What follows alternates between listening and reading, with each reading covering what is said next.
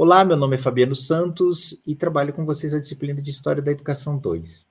Nos módulos anteriores, vimos como era importante compreender a história da educação associada à história do desenvolvimento da sociedade brasileira. Nesse sentido, pegamos a periodização do Brasil, essa clássica que divide o Brasil em três períodos, em três momentos, ou seja, colônia, império e república, e fomos ver como era o desenvolvimento da educação nesses períodos. Vimos que a cada período havia uma necessidade da sociedade brasileira e que a educação e o desenvolvimento da educação no nosso Brasil, nosso país, se dava pelas necessidades de cada um desses períodos. Tá? A chegada dos portugueses no Brasil no período colonial trouxe junto a chegada dos jesuítas, que tinham como o objetivo atender às necessidades da sociedade portuguesa com a colonização, ou seja, catequizar os índios. E isso foi, então, tem sido uma tônica no desenvolvimento da educação ou da história da educação brasileira, ou seja, uma visão, uma perspectiva que associa a necessidade econômica, política, cultural e social de uma sociedade com as respostas que a educação dá para essas necessidades. Especialmente, estamos falando aqui da unidade do módulo 3, que fala sobre a instituição escolar no Brasil e em Mato Grosso do Sul. Na primeira unidade desse módulo, vimos a criação das instituições no Brasil. Fomos acompanhando um pouco, ainda que de forma bem geral, como que o Brasil vai criando as suas instituições. Hoje, o tema, eu particularmente tenho um carinho muito grande, eu gosto muito, que é a gente entender um pouco a dinâmica do estado de Mato Grosso do Sul. O estado em que a Universidade Federal de Mato Grosso do Sul está inserida. Como se deu o processo de desenvolvimento da educação no nosso estado. Tá? É um tema que eu gosto bastante, e mais uma vez eu vou retomar primeiro um contexto político e econômico da formação do Estado, para depois a gente falar sobre a escola, sobre a criação de uma dinâmica escolar própria do Estado de Mato Grosso do Sul. Lá na História da Educação 1, vocês devem recordar que nós tratamos sobre a importância das fontes históricas para pensar a história de uma maneira geral e especificamente da história da educação. Né? Vimos naquela época que o Brasil não tem uma política de preservação das fontes históricas, o que é muito ruim, porque pesquisar sobre história da educação, dependendo do tema, sem ter uma política de preservação das fontes, é bastante complicado. O texto que a gente está debatendo na aula de hoje vai falar das dificuldades que a pesquisadora teve para desenvolver a sua pesquisa, pela falta de cuidado com os dados, pela falta de um lugar apropriado para consultar os dados. Né? Então, foi primeiro um trabalho de garimpo desses dados e depois um trabalho de tratamento desses dados de forma mais adequada. Ela destacava, esse texto já é um pouco antigo, inclusive vai ser bem interessante, porque o podcast que a gente desenvolveu para vocês, desta disciplina, teve uma conversa bem interessante com a professora Marisa Bittar, que é a autora desse texto, e lá a gente vai conseguir olhar para a realidade brasileira dos dias de hoje também, tá? Para a gente entender como que se deu o desenvolvimento da educação no estado de Mato Grosso do Sul, daquele período, que é o texto datado, para os dias de hoje também, tá? Mas, muito bem, ela dizia naquela época, imagino que nos dias de hoje também, estudar a história da educação do estado de Mato Grosso do Sul é uma necessidade histórica, porque são poucos os estudos. Se você for fazer uma busca no Google acadêmico, né, você vai perceber que existem poucas pesquisas e as pesquisas existentes estão restritas, circunscritas a um pequeno grupo de pesquisadores. Então é preciso avançar. Você que está pensando em avançar e gosta da história da educação, aí está um tema importante que fica a dica para desenvolver. Os estudos naquele momento da criação do estado de Mato Grosso do Sul e ainda nos dias de hoje são, na sua maioria, inéditos, abrindo um importante campo de pesquisa. Tudo desenvolvido pela professora Marisa Bittar, na época, era um estudo completamente inédito. Não havia pesquisas sobre o tema, não havia pesquisas sobre a história da educação no nosso país, no nosso estado. A pesquisa em história da educação, especialmente quando ela se debruça sobre uma realidade específica, como é o caso de Mato Grosso do Sul, é um trabalho individual, muitas vezes solitário, necessita, mas ao mesmo tempo necessita esforços coletivos. Não é porque é feita por um pesquisador que nós não precisamos nos preocupar com isso. Sim, precisamos. Precisamos porque precisamos adotar uma política de preservação das fontes de pesquisa. Um repositório, um lugar apropriado, né, que seja para consulta pública, que não possa estar somente num espaço em que as pessoas precisam de autorização para acessar. Tem que ser público, né? Não pode estar num lugar privado, não pode ser num lugar que as pessoas não têm acesso a isso. Os documentos sobre educação do Estado, no período das primeiras eleições governamentais, estavam dispersos, estavam extraviados, né? Então, a professora Marisa Bittar fez um grande esforço de aglutinação desses documentos, de aproximação deles e de exposição e de análise e exposição dos dados ali contidos. Muito interessante, muito legal, como vocês acompanharam na leitura do texto, né? As fontes usadas para as pesquisas, né, e especialmente da professora Marisa Bittar, foram jornais, informes de partidos políticos, resoluções, ofícios, leis, planos e até programas de governo. Nos jornais do Estado foram utilizados especialmente o Correio do Estado, e o estudo olhou para esses jornais como documentos históricos. É muito legal, né? Você deve ter visto como os jornais tratavam as políticas que pretendiam redemocratizar, ampliar, democratizar e redemocratizar a educação no Brasil.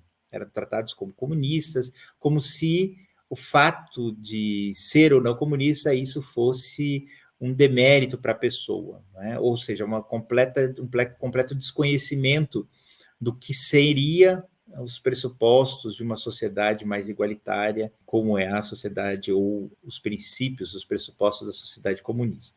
Esta não é uma história nova, vocês já conhecem bastante.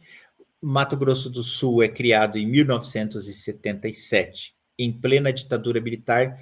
Duas razões são responsáveis pela criação. A primeira é a luta das frações da classe dominante sulista, que viviam aqui, no estado, na parte sul do estado de Mato Grosso, né, que vinham numa visão separatista desde 1800, tentando separar o Estado, e de um projeto de autorreforma da ditadura militar, que tinha como objetivo reconstruir as suas bases de sustentação política.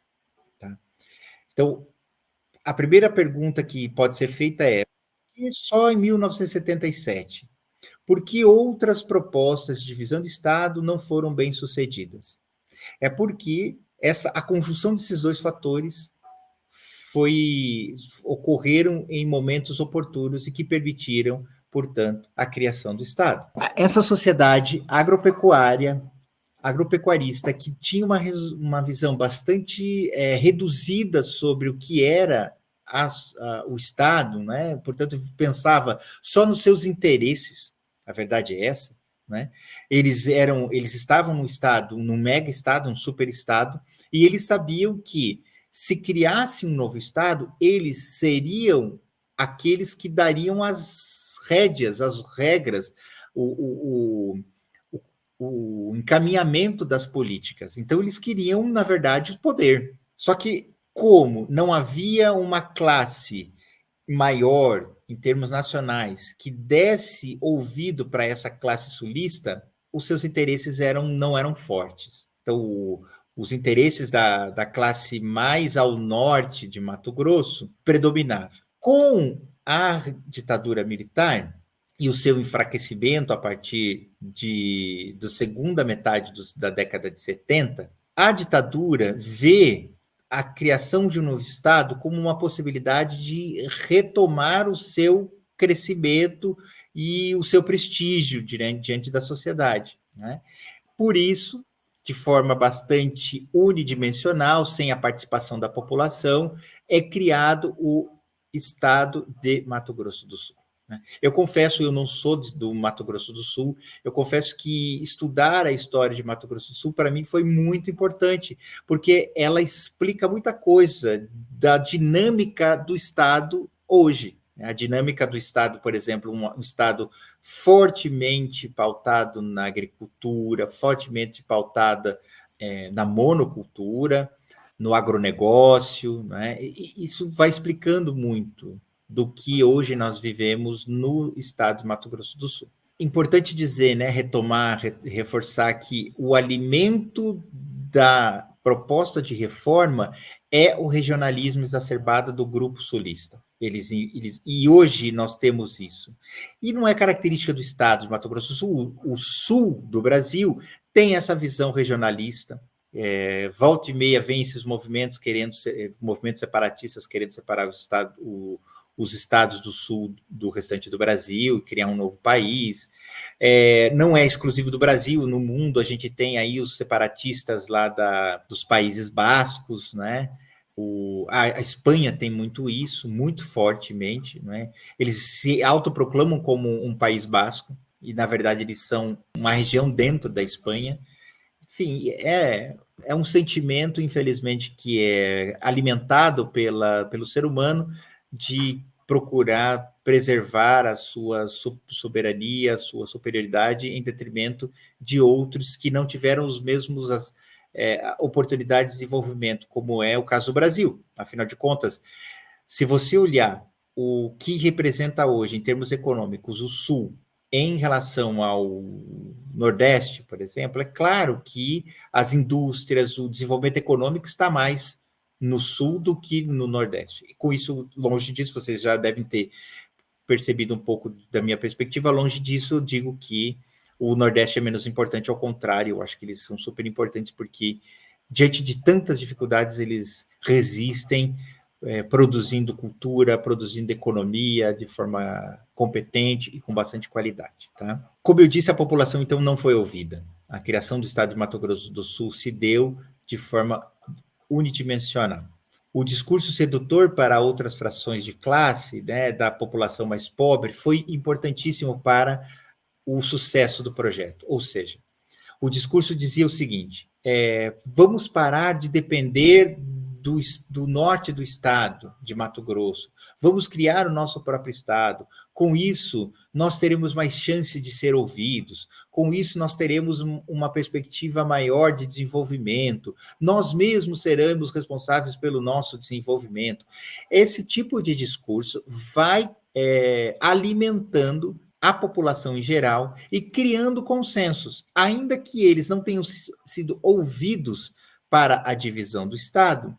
Se fosse, certamente, boa parte da população concordaria com esse discurso, porque foi um discurso sedutor, com o objetivo de produzir consenso.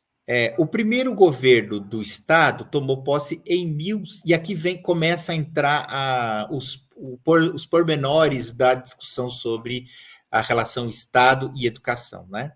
E o primeiro governador eleito toma posse, porque ainda não é de forma de eleição direta, toma posse em 1979, toma posse sob a justificativa de ser um governo que assumiria o Estado desde uma perspectiva técnica. Esse discurso também muito latente dentro da política de que o meu governo é técnico, do que eu não me envolvo com política, de que política é para alguns e não para todos. Esse tipo de discurso é um discurso que tem objetivo: afastar-nos da política. Dizer que quem pode fazer política são só algumas pessoas. Dizer que política é algo ruim. Aquele ditado: política, religião e futebol não se discutem. Eu vou dizer para vocês: discute, deve ser discutido sim. Política é impossível não ser parte da nossa vida. Somos seres políticos. Tudo que nós fazemos é política, mesmo quando a gente diz que não quer se envolver com política, nós estamos nos envolvendo com política. A negação é um ato político. Bem, dito isso, 1979, o primeiro governo assume com essa justificativa de ser técnico, querer se afastar de qualquer coisa que fosse política. Portanto, já começa mal. Já começa achando que a população precisaria se afastar de qualquer tipo de perspectiva política. O resultado das lutas da classe dominante e da época, como resultado, melhor dizendo, da luta entre principalmente duas perspectivas de forças políticas que comandaram o Estado ao longo dos seus primeiros anos, que foram os conservadores, né, e os progressistas. Eles disputaram os projetos, né, e por conta dessas disputas, em menos de 2 anos, nós tivemos 3 governadores. Nesta época, todos pertencentes à antiga Arena, que vai se transformar no PMDB. Um personagem conhecido, você já deve ter ouvido falar, pelo menos ouvido falar, da história do estado de Mato Grosso do Sul, é a família Pedrocian. Pedro Pedrocian é uma figura extremamente importante na história de Mato Grosso do Sul. Eu vou mostrar aqui que a sua participação nesse período não é uma participação tranquila, progressista, preocupada com o desenvolvimento econômico do Estado, mas sim com os seus próprios interesses, né? Ele, então, como mandatário principal do partido, vai causando fissuras dentro de cada um desses governos, porque ele não foi o indicado nesses períodos. Então, como grande força política que era do Estado, ele tinha uma interferência muito grande, uma influência muito grande, e ele vai provocando de forma indireta a derrocada de cada um desses governos até que ele mesmo assume o poder. Em 1982, em decorrência da primeira eleição direta do nosso país, o projeto da classe dominante vai encontrar grandes dificuldades para continuar, né? Num arranjo político entre forças progressistas mais à esquerda e centro-esquerda, o PMDB assume o poder e, ao assumir o poder, traz consigo partidos que historicamente estiveram ao lado da classe trabalhadora na esquerda, como, por exemplo, até então clandestino Partido Comunista Brasileiro. Isso vai ser um prato cheio, por exemplo, para as críticas que este governo vai sofrer com as políticas de democratização ou tentativa de democratização da educação sul-mato-grossense.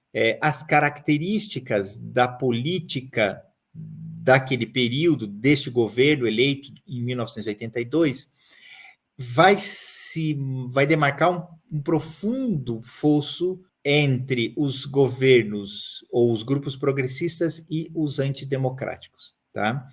Vai caracterizar a política educacional e política econômica e social deste governo a manutenção da divisão ao invés do consenso, tá? O Estado, então, está envolvido de forma bastante intensa numa disputa por diferentes projetos de sociedade. Até 1988, o Estado presencia uma disputa, como eu falei, entre o grupo de Pedro Pedrocian e o grupo que se opunha a ele. A chegada da coligação Muda-MS em 1988 formada por partidos de esquerda, inaugura um novo momento histórico na história do nosso Estado. Quem não é do Estado e começa a estudar essa história fica bastante impressionado, né? Porque nós vivemos em um período atual, né, nos últimos anos, de um Estado bastante conservador. No nosso, né, as políticas conservadoras, os governos que assumiram são governos bastante conservadores. E saber que num período até que não muito tempo antes, tivemos um governo de esquerda tão preocupado com pautas democráticas e progressistas, para mim, uma, para mim um fator de alento, né, de esperança, de que sim, é possível, que a história, então, ela vai sendo reinventada por nós, e isso me deixa bastante animado, bastante esperançoso de que sim, um outro momento pode vir, e outro momento virá, e ele vai ser construído por nós, né? Um momento mais democrático, com uma visão menos negativa do que vem a ser a participação política de todos nós, né? Isso é bem importante. Bem, mas retomando aqui, então a coligação Muda-MS, ela assume em 1998 a educação.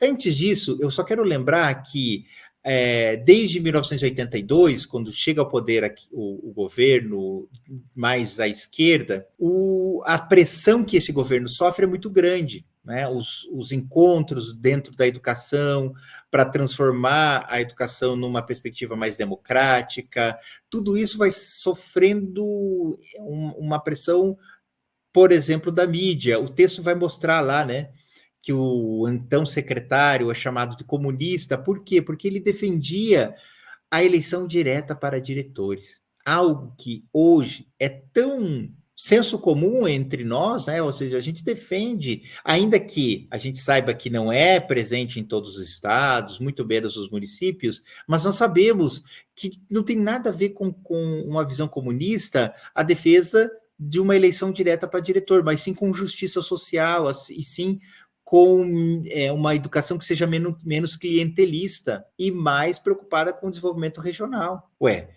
Se um diretor é indicado, ele tem compromissos políticos com quem o indicou. Se um diretor ou uma diretora é eleita pelos seus pares, o compromisso desse diretor ou dessa diretora é com os seus pares, e não com o político ou não com quem tem indicado ele para o cargo. Portanto, tem a ver com democracia, né? Com outro tipo de visão, outro tipo de ideia, que não era essa daquela época. Mas, claro, né? Nós somos seres históricos e vivemos a partir do desenvolvimento da história. Aquele momento era um momento de recém-saída da ditadura militar, né? Ou melhor, estávamos saindo da ditadura militar. Então, especialmente a mídia, vinha sendo formada com um pensamento militar, de uma perspectiva militar, de um suposto inimigo que não existia, mas que na época era muito falado, de um suposto inimigo comunista, como se o Brasil pudesse se tornar comunista. É um delírio, né? Um delírio coletivo da ditadura militar, porque a gente sabia que o Brasil, a gente sabe que o Brasil está longe de ser um país comunista, os partidos que de centro-esquerda que assumiram o poder nos últimos anos não tem nada de comunista, muito ao contrário, tem sim de associação e de concertação social. Nós vivemos, então o texto vai falar, nós vivemos um período de luta por democracia e por um pensamento educacional voltado a essa perspectiva crítica. O movimento de democratização pelo país, pelo qual o país passou, provocou o entendimento de que a escola precisava construir estratégias democráticas. A escola, como uma instituição dentro da sociedade, precisava também ser construída democraticamente. Não dava para que a gente lutasse por democracia, fim de um período extremamente antidemocrático, como foi a ditadura cívico-militar, e na escola continuarmos com práticas pouco democráticas. Tá? Então, essa foi a luta fortíssima que comandou todos os primeiros passos da história da educação no nosso país, no nosso estado, tá? A luta principal nessa direção foi, como eu falei, a eleição para diretores, né? Na escola para diretores e no país para os cargos do legislativo, ou seja, a luta era por eleição direta. Talvez foi escolhido, talvez não, foi escolhido naquela época um horizonte, um objetivo concreto e material que representasse o avanço da redemocratização do país, e esse avanço foi, primeiro, com a retomada de eleições diretas para legislativo e para diretores na escola, tá? As primeiras discussões mais concretas sobre democratização do campo escolar se deu na tentativa de construir um plano de educação nacional, né? Era muito importante que a educação no nosso país tivesse um plano, e esse plano representasse o interesse de todos e não de algumas pessoas. Esse movimento renovador no campo educacional se mantinha contrário às políticas do governo Pedrocian e teve voz nesse governo a partir de 1998. Esse movimento de 1998 ficou conhecido como Educação para a Democracia, né, e foi muito importante por conta como vocês viram na entrevista concedida pela professora Marisa Bittar, foi muito importante para o desenvolvimento democrático da educação no nosso país. Tá? A participação popular nos conselhos de educação também foi um objetivo e que foi alcançado durante o período do governo de 1980 e 1998. Tá?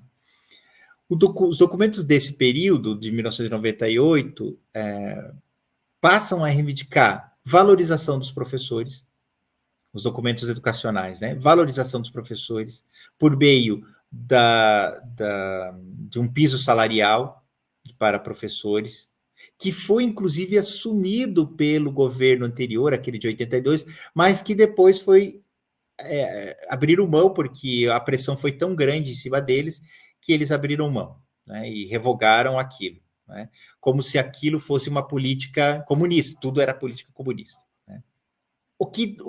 Qual era a pauta desses documentos, então? Como eu falei, valorização dos profissionais, redução do número de estudantes dentro de sala de aula, necessidade de reformas curriculares, reflexões sobre os métodos de alfabetização, enfim, preocupações que certamente teriam impacto sobre a qualidade da educação da época e que hoje fazem parte do discurso de qualquer pessoa que pensa a educação numa perspectiva mais progressista e que me parece ser senso comum entre essas pessoas. O movimento de democratização das escolas foi um fenômeno em todo o país, o Paraná foi o primeiro a adotar isso como política de Estado. Mato Grosso do Sul adota essa política, mas ela é refutada depois pela pressão que o governo sofre, por ser chamado de comunista, por ser chamado de uma política que não ia a favor dos interesses da sociedade brasileira da época. O governo acaba abrindo mão, mas deixando claro que esta não era a vontade deles. O texto deixa isso bem claro, né? Não era a vontade do governo abrir mão, mas abre mão em resposta aos fortes apelos midiáticos e sociais para que isso acontecesse. Essas disputas e tal vai consolidando dentro da população uma visão contrária à eleição para diretores, o que vai repercutir nos dias de hoje. A população está preocupada se a escola tem ou não tem eleição para diretores. Né? Isso não faz parte do diálogo, da compreensão, da gestão das escolas, né? Infelizmente, é herança, portanto, dessa perspectiva. As ideias de democratização da educação do Estado de Mato Grosso do Sul, quando se limitou a diretores, a eleição de diretores, deixou de abordar temas importantes, porque o Estado de Mato Grosso do Sul tinha um déficit muito grande de acesso e permanência na educação, né? Nós tínhamos 30 mil crianças fora da escola. Para um estado que era pequeno, isso era muita gente. E nenhuma política daquele período se debruçou fortemente para atacar esse problema, tá? Isso vai se tornando uma tônica dentro dos discursos da esquerda, até que em 1998 o governo petista ele cria a Constituinte Escolar e aí temas são lançados pela sociedade sul-mato-grossense e debatidos e transformados em políticas públicas para a educação, tá? Era preciso avançar na luta, né? Só que este governo foi se perdendo, como diz a professora Marisa Bittar, foi se perdendo. Por quê?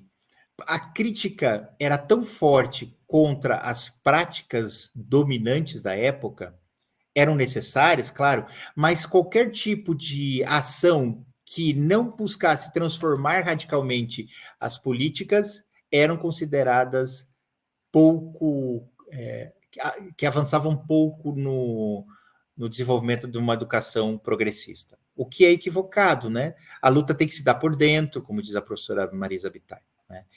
Então, com a eleição do governo do PT, né, a gente passa a ter um grupo um grupo mais coeso dentro do governo, diferente daquele de 1982, que era uma coligação bastante diversa, né?